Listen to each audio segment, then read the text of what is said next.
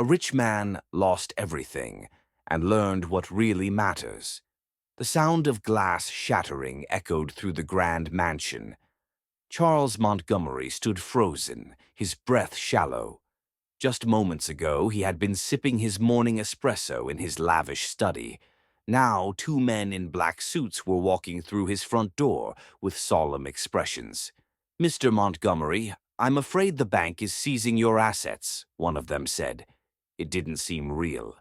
One day, he was one of the wealthiest men in the city, a respected businessman with everything at his fingertips.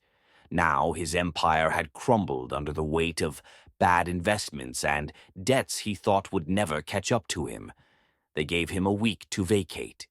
1 week to pack up a life built on luxury, power, and prestige. His cars, his penthouse, his vacation homes, gone. His so-called friends, the ones who had laughed with him at expensive dinners and clinked glasses to his success, had vanished too.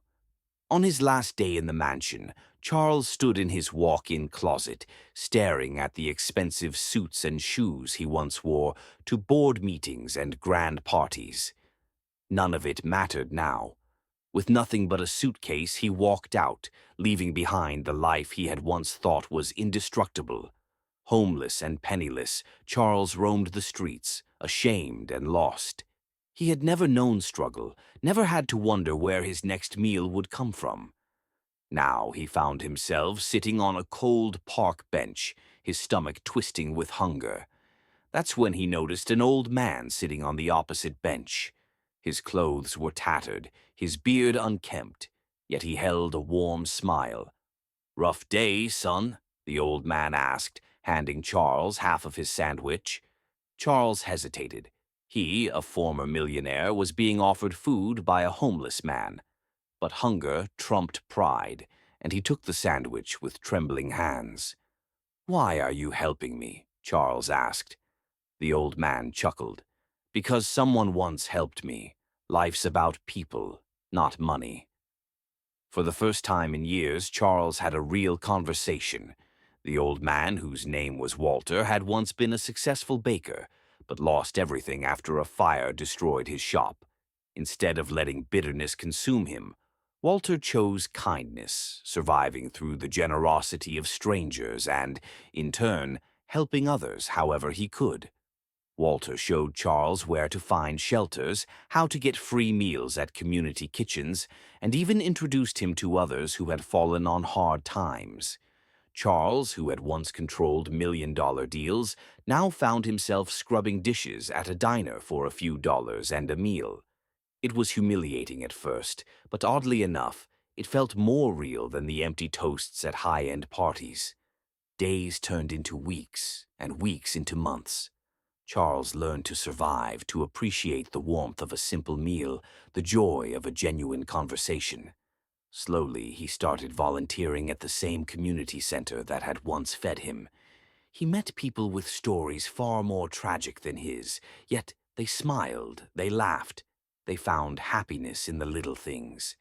One evening, Charles sat with Walter on the same bench where they had first met. "You ever miss your old life?" Walter asked. Charles thought about it. The mansions, the cars, the power.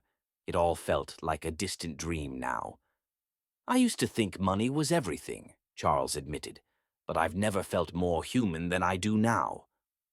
Walter grinned. "Now you get it." Months later, an opportunity arose. The owner of the diner where Charles worked was retiring and needed someone trustworthy to take over. Charles, who had once signed billion-dollar contracts, now found himself pouring every ounce of his energy into a small diner. And he loved it. He kept the prices fair, made sure no one left hungry, and even hired people who had struggled like he once had. One day, a woman in an expensive suit walked into the diner. She studied Charles for a moment before saying, "Charles Montgomery." He nodded, startled. She smiled. "I used to work for your company years ago. You don't remember me, but you once gave me a small loan to start my business. You probably forgot about it, but I never did. I wanted to pay you back." She handed him a check. a number that could bring back a taste of his old life, but Charles simply smiled and slid it back across the table. "Use it to help someone else," he said. For the first time in a long time, Charles Montgomery knew what really mattered.